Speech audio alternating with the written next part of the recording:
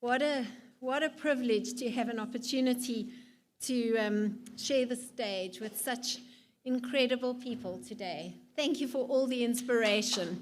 Chris, George, all of the nuggets that you've shared. I've already filled my notebook. I'm going to have to dash out and get another notebook at lunchtime. So thank you so, so much to all of you.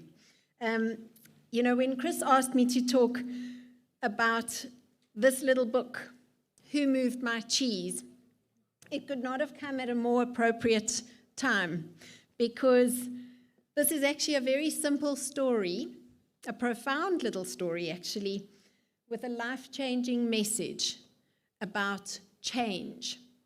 It's a message about overcoming fear, and life doesn't always turn out the way that we think it will.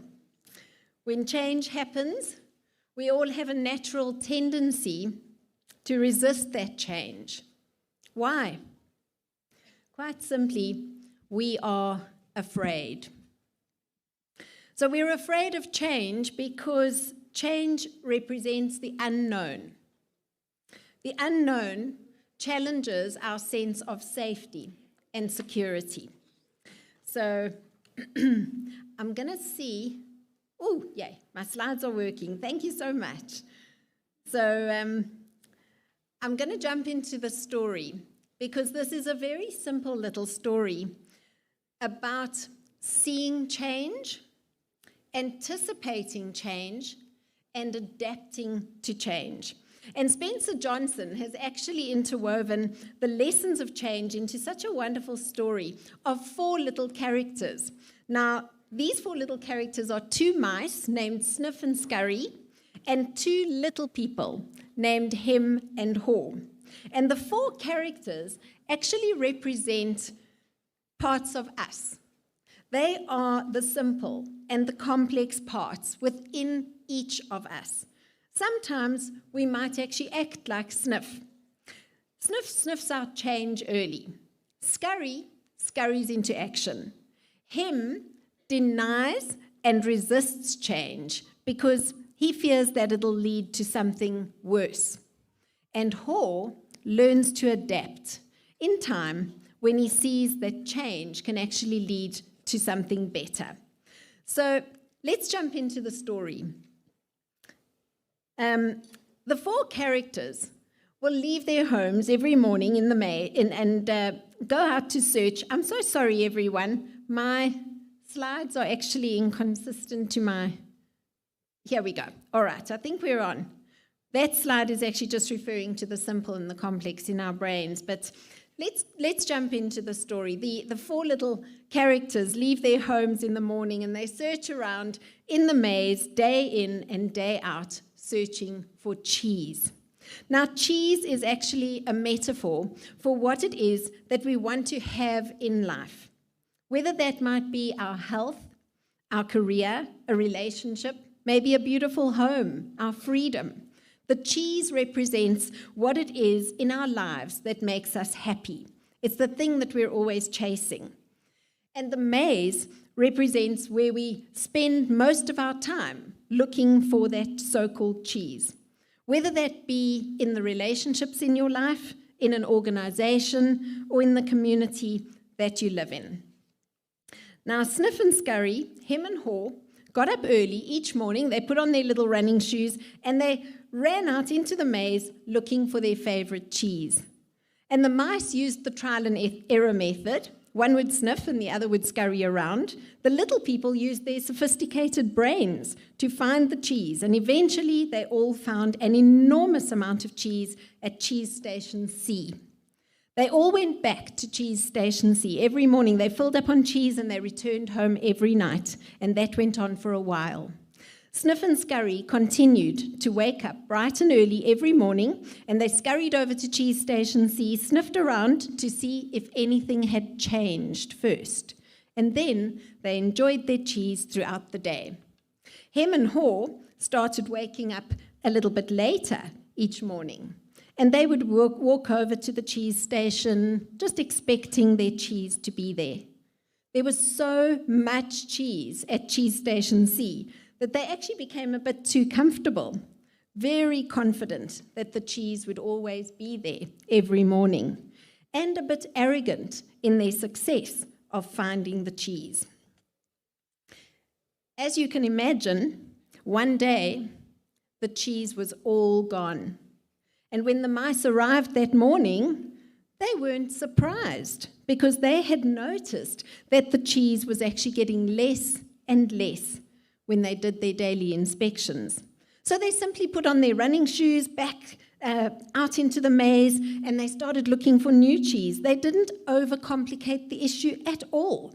The problem and the solution were perfectly simple. No more cheese, go out and find new cheese.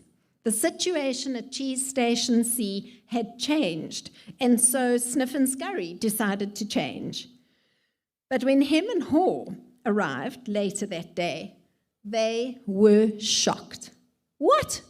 No more cheese? What happened to our cheese? Who moved our cheese? The cheese can't be gone. Now, the entire world had turned upside down for Hem and Haw. They weren't aware that the changes were happening in their environment. They just assumed that the cheese would always be there. So Haw was as stunned as Hem, but he just stood there in shock and disbelief while Hem ranted and raved. It made me think about myself recently because I went up to Nickelway to the Food Lovers Market, and the Food Lovers Market had closed down. And I said, what? How can Food Lovers close down? This is our place where we buy our bananas. And I knocked on the window and nobody responded. And I laughed at myself because I realized I was just like Hem in that moment. So Hem and Haw went home that night, hoping that the cheese would be back there the next day. And as you can imagine, it wasn't there. The cheese was gone. And it wasn't coming back.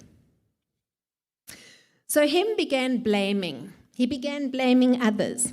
We are entitled to our cheese. What is really going on here? Why did they do this to me? He said. Now, Sniff and Scurry had already found a new cheese station N, while Hem and Haw were facing all of the emotions that many of us face when change slaps us in the face. They did not want to face the facts. They were in denial. They didn't want to go back out into the maze and search for new cheese because that meant uncertainty. That meant getting lost or possibly making a fool of themselves. And the fear of failure had taken its grip.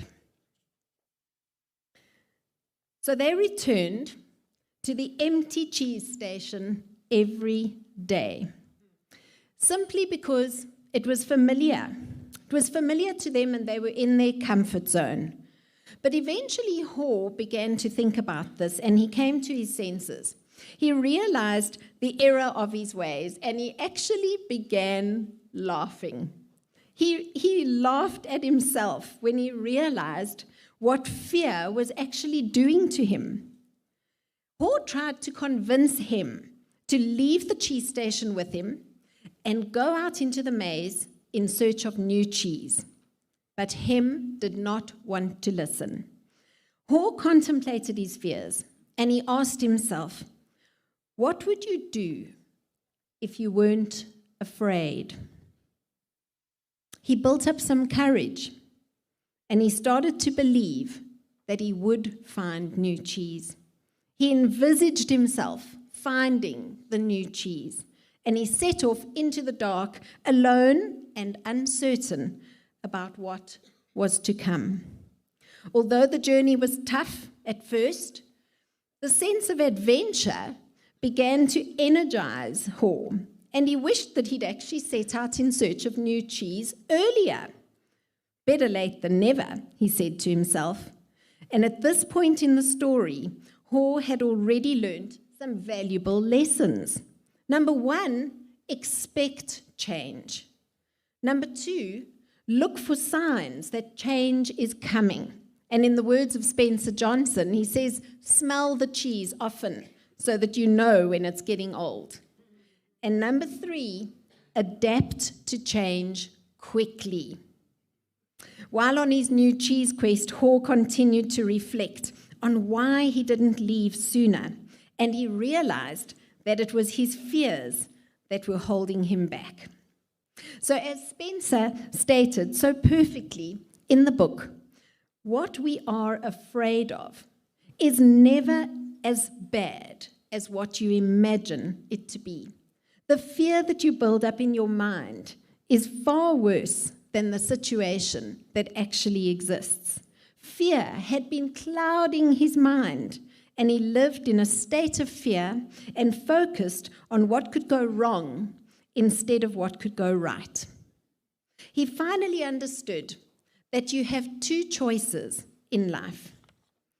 You can believe that change will harm you, in which case you will always resist change. Or you can believe that change will help you, in which case you'll embrace change. So as Hall searched the maze, he realized that he was actually really happy when he wasn't being run by his fears. Sure, some fears are natural, and they should be taken seriously because they keep us out of danger. But Hall realized that most of his fears were actually irrational, and they were stopping him from making the changes that he needed to. So, trusting in what lay ahead, even though he didn't know what it was, nourished his soul and gave him strength. And he realized that change could actually lead to something better. And as he continued to look for new cheese in the maze, he continued learning some key lessons. So there we have Hall out in the maze, actually enjoying and finding that change was nourishing his soul. And these were some of the lessons that that have been shared with us in the book. The quicker that you let go of old cheese, the sooner you will find new cheese. Movement in a new direction helps you to find new cheese. Imagining yourself enjoying that new cheese actually leads you to it. And it is far safer to search in the maze than to remain in a cheeseless situation. When you see that you can find and actually enjoy new cheese, you begin to change course. And old beliefs do not lead to new cheese. That's a big one. I think I'll just say that again. Old beliefs do not lead to new cheese. Noticing small changes early helps you to adapt to the bigger changes that are to come. Now, Hall attempted to go back and show him the new lessons that he had learned. But him was still stuck in his old ways. Him just wanted his old cheese back, and he was not willing to change. So Hall finally gave up, and he realized that him would have to find his own way in life. In order to move beyond his comfort zone and face his fears, he'd have to do it himself. No one else could do it for him. Hall had come to the realization that the biggest inhibitor to change actually lies within yourself, and that nothing gets better until you change. See, the little mice kept things simple. They didn't overcomplicate things. They didn't overanalyze. They simply changed as the situation changed. The little people made these simple things quite complicated with their complex brains, their belief systems, their human emotions. Imagine if they had used their amazing brains to simply envision something better, to reflect on the mistakes of the past and use them to make better plans for the future, to keep things simple and flexible and not and simply just to realize that you don't need to overcomplicate and confuse yourself with fear-based beliefs. Wow, they would be quite unstoppable. Now, at one point in the story, the author stated that Hor laughed. He laughed and he realized that he had started to change as soon as he had learned to laugh at himself, what he had been doing wrong. He realized that the fastest way to change is actually to laugh at your own folly. And then you can let go and you can quickly move on. Beretta was chatting earlier about my experience in the Sorbet franchise and owning 3 stores. It was a crazy day one time because Joburg was out of water, widespread water outage. And we'd managed without water the entire day. We'd pretty much bought all the stock of water that Woolies had, and we were doing pedicures with bottled water. That's adapting to change.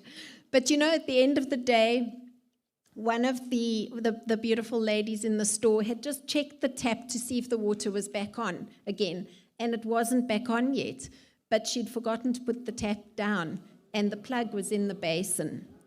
And do you know that the water came on at 1 o'clock in the morning overnight?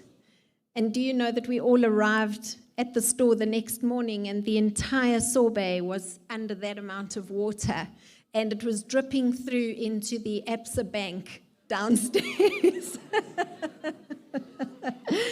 And it was then that we learned to laugh at our own folly, and we took off our shoes and we all waded into the water, and we mopped the store. And, you need to learn to just laugh sometimes, because that is also the biggest turning point, because it's always so easy to start blaming and to start ranting and raving, but laughter is often the key to change actually happening and everybody jumping on board. So Hor continued on his journey, day in and day out in the maze. He finally understood that breaking out of your comfort zone and enjoying the journey of looking for new cheese is actually as rewarding in and of itself.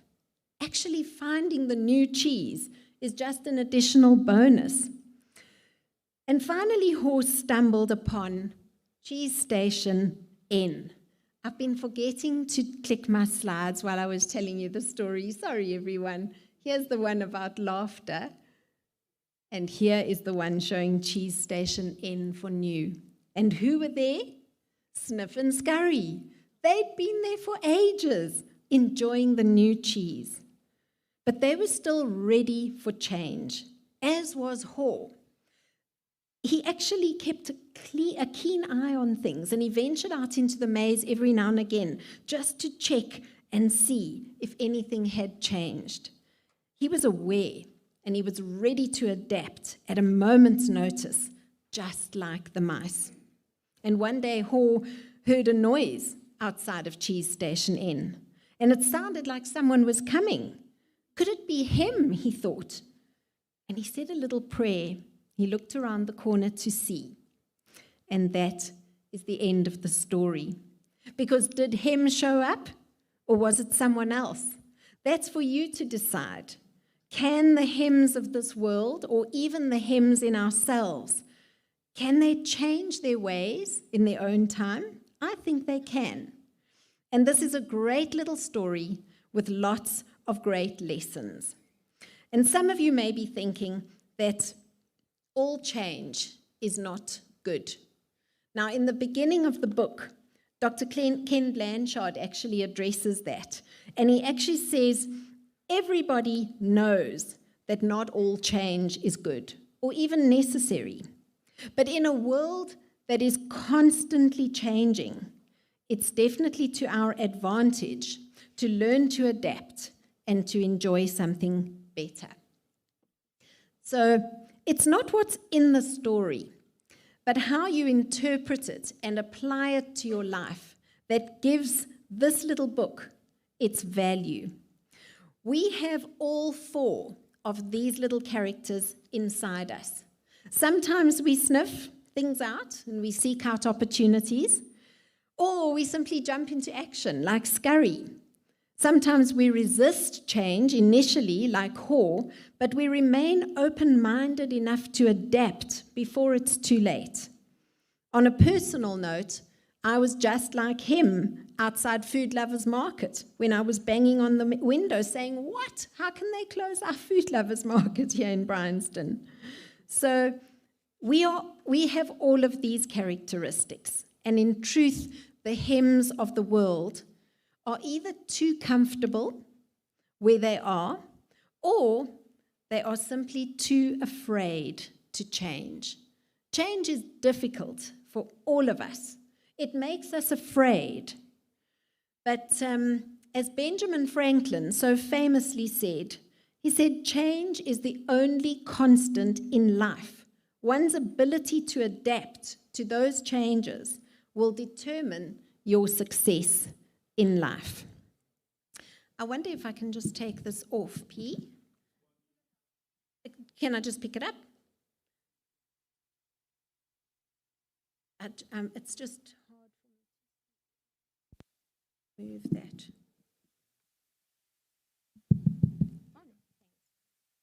Thank you so much. I think that'll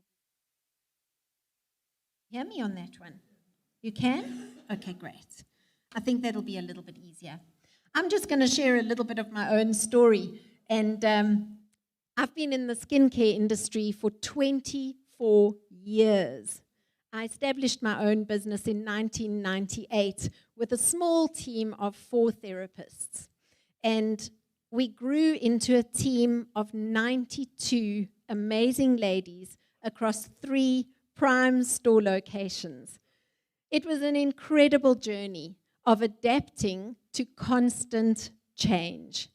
Constant change from store renovations to new product innovations, unexpected maternities, you can imagine with 92 women, incentive trips, new uniforms, load shedding, software systems, you name it. Even COVID introduced protocols with gloves, masks, and face shields that we had hardly even the ability to recognize each other. We had so much PPE on. But we had 3 wonderful ways of adapting to change during those years. And those 3 wonderful ways were to laugh at ourselves, often, like the flooding of the Absa Bank downstairs. The second one relates to this little magnet. And we had a bank of these little magnets in the kitchen. It says, always make new mistakes. When people in the store and in the team made a mistake, they would simply get a magnet. And we'd say, just make a new mistake next time. And we'd say, what did we learn from this, guys? That's such a different approach to pointing fingers and looking for blame and, riding on what went wrong. What can we learn from this? Let's move forward quickly and always make new mistakes. And the third one is that perfectionism is paralyzing. It inhibits progress. Get into action and give up trying to get it perfect. Just start doing it. And I want you to be thinking about these lessons and applying them in LifeWave 2 because it helped me so much. I wanted to try and get things perfect before I made a phone call. But it's actually just getting into action that one's confidence starts to grow.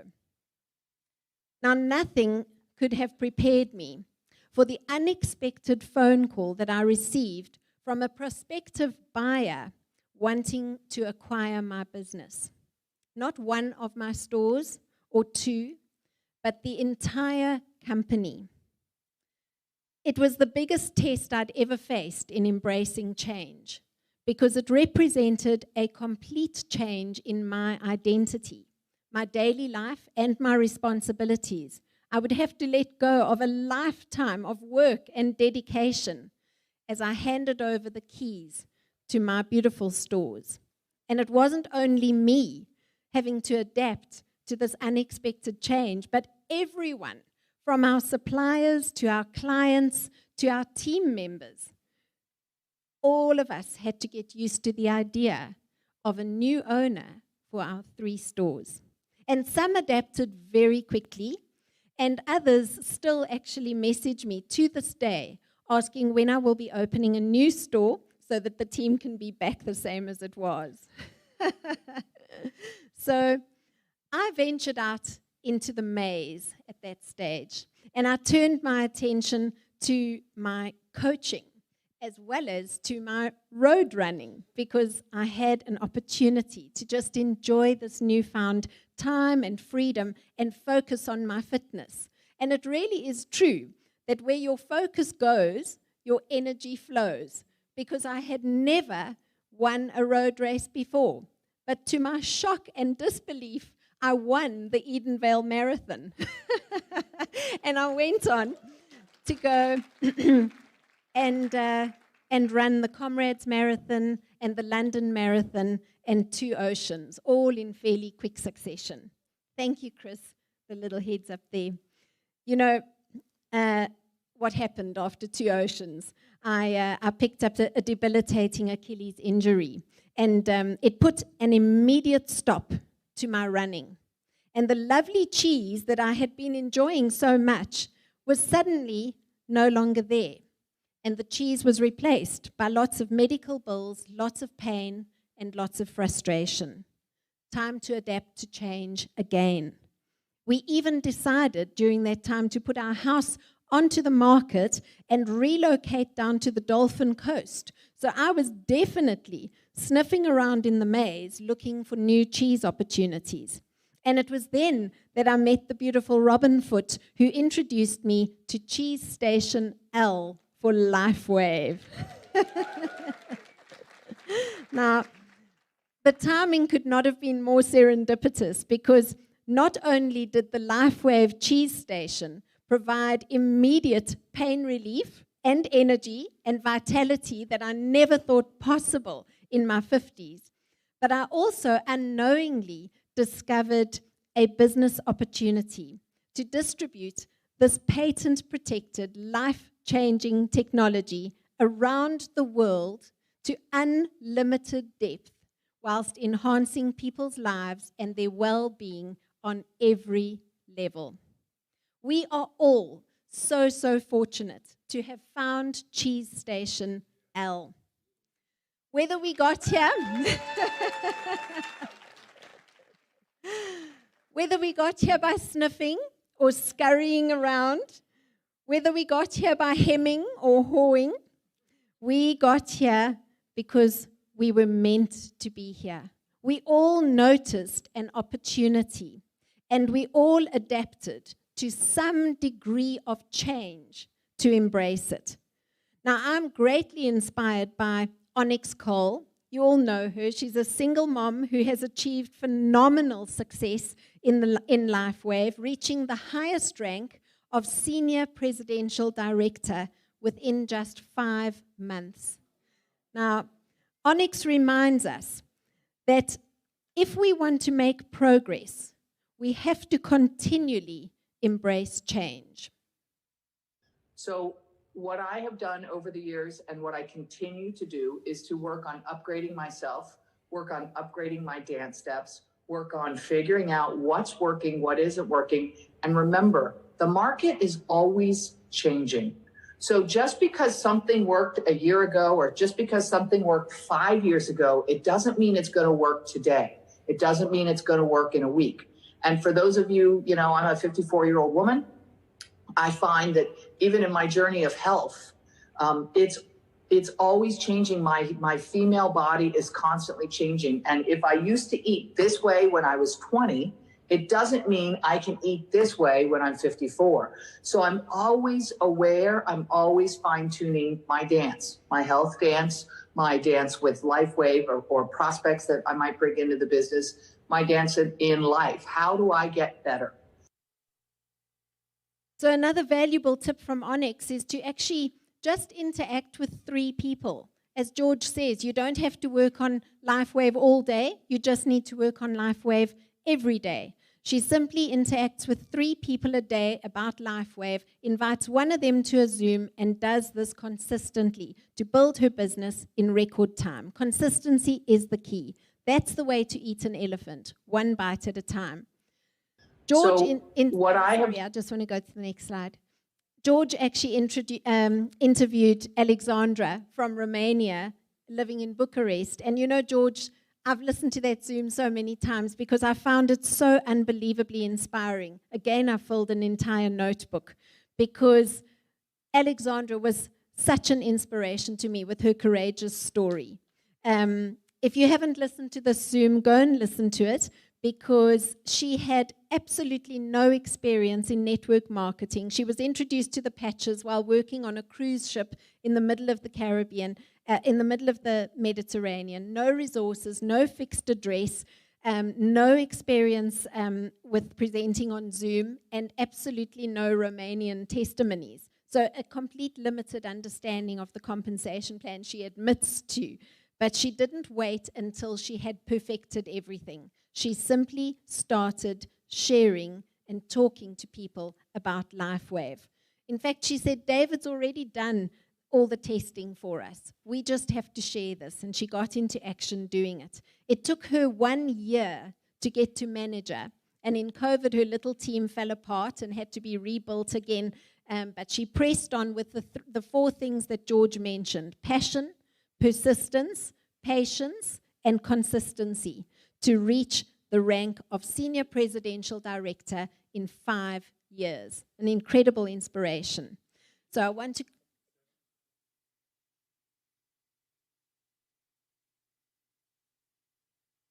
Wow, wow, wow. The average day wage, $500 a month. I mean, guys, tough conditions. Absolutely no Romanian testimonies, and she did it. What an inspiration. I know that I'm out of time, and I want to just finish with 2 very quick things, if I may. Having clarity of intent is the key. Setbacks will happen along the way, but we need to see, anticipate, and adapt to change. David Schmidt actually reminds us that it hasn't always been easy. In fact, X39 was born when LifeWave was struggling. But often the greatest things come out of the darkest times. And I want you to hear this from David himself. No, I would say that it's a really good thing to be challenged in life, to encounter problems and to encounter obstacles, because it gives you an opportunity to grow as a human being and to think about things in an entirely different way. And LifeWave went through 2 incredibly bad things, one in 2006, and then the other, which was almost 10 years to the month, in 2016, where we went through this. In 2006, it was a credit card scam, and then in 2016, it was a crash of our computer system. And in both cases, it had this incredibly detrimental effect on the business, where we almost went out of business. And I'd say the good part about that was a number of things. Number one, it gave me an opportunity to really dig deep, to pray, and to ask for guidance, and then look and see what doors we're going to open. But you stay patient, you stay persistent, you do the daily things that you know are going to lead to success. And in the case of X39, we had put in, like you say, it was about 10 years of research. We had started at the National University of Ireland. We had been doing the stem cell research. We were working with Dr. Norm Shealy, doing stem cell research on regenerating damaged nerves. We're working with Dr. Glenn Ryan, doing this in vitro work on stem cells. And the main problem that I was encountering was that the equipment to activate the stem cells was extremely expensive, and it could only be used in a hospital. And so I had to think about, how can we make this available to everybody, do it inexpensively, do it in a way that's completely safe. And X39 was born at a time in the company when it was going through an enormous struggle. So I think, the takeaway on this is, some incredibly beautiful, great things come out of some of the darkest times. Wow. No, I would say that. So much inspiration from David himself. And as I'm closing, I'd like to just finish with this very special quote, which is actually in this amazing book by Jane Werwind, one of the most important mentors in my life. Jane's actually immigrated to America from Scotland, and she arrived with absolutely no qualifications, no experience whatsoever. She started working as a Saturday girl in a beauty salon, and she started one of the world's biggest chains called Dermalogica, which is now an international beauty brand. She has received a presidential award from Barack Obama as one of the most incredible global entrepreneurs. And the quote from Jane is that we must always be willing to let go of the life we have planned so as to live the life that is waiting for us. So thank you so much, everyone. Thank you for the opportunity.